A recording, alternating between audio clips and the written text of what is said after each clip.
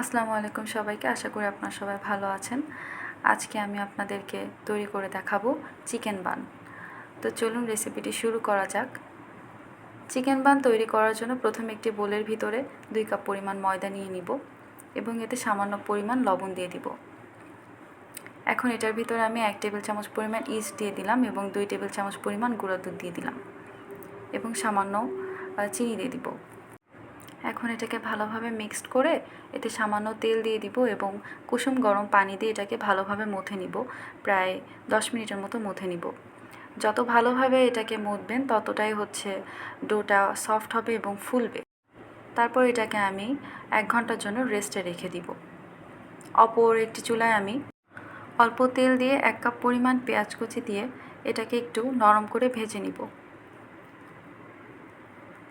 তারপর এর মধ্যে সামান্য পরিমাণ শুকনো ঝালের গুঁড়া দিয়ে দিব এবং জিরা ধনে গুঁড়ো দিয়ে দিব এবং একটি স্বাদে ম্যাগি মশলা সেটাকে আমি দিয়ে দিলাম এবং এটাকে ভালোভাবে একটু ভেজে নিব। তারপর এর ভিতরে আমি একটু সয়া সস দিয়ে দিলাম। এরপর যখন একটু মশলাটা ভালোভাবে হয়ে যাবে তখন আমি এর ভিতরে একটু মাংস ছেড়ে দিব। আমি এখানে মুরগির বুকের অংশ নিয়েছিলাম, সেটাকে সেদ্ধ করে তারপর এভাবে ঝুরি ঝুরি করে দিয়ে দিয়েছি। এরপর আমি এখানে একটু গোলমরিচের গুঁড়া দিয়ে দিলাম এবং 1 কাপ পরিমাণ দুধ দিয়ে দিলাম। সামান্য পরিমাণ একটু টমেটো সস দিয়ে এটাকে ভালোভাবে নেড়ে চেড়ে এটাকে রান্না করে নিব। আমাদের পুরটা রেডি হয়ে গেছে। অপর প্রান্তে আমরা আমাদের ডোটাকেও দেখছি খুব ভালোভাবে ফুলেছে। এখন এটাকে আমি 4 ভাগে ভাগ করে নিব।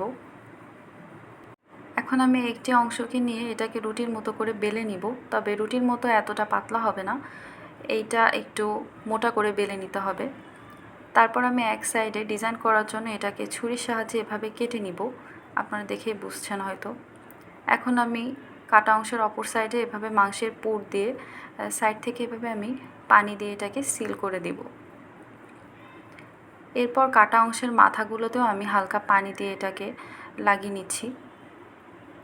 তারপর এভাবে টেনে টেনে এগুলোকেও সিল করে দিব। আপনারা হয়তো দেখেই বুঝতে পারছেন আমি কিভাবে করছি। এভাবে আমি তৈরি করে নিলাম সবগুলো। এখন আমি এগুলোর উপরে একটু তেল এবং ডিম ব্রাশ করে দিব, ডিমের কুসুম যেটা ওটা। এরপর আমি এখানে সামান্য কালো জিরা দিয়ে দিলাম, আপনারা চাইলে সাদা তিলও দিতে পারেন। এখন এটাকে আমি ওভেনে বেক করে নিব 180 ডিগ্রিতে দিয়ে 30 মিনিটের মতো। আমার এই চিকেন বানগুলো অনেক বড় বড় হয়েছে এবং দেখতেই পাচ্ছেন কতটা সুন্দর হয়েছে এবং গ্লেজি হয়েছে, একদম বেকারিদের মতো।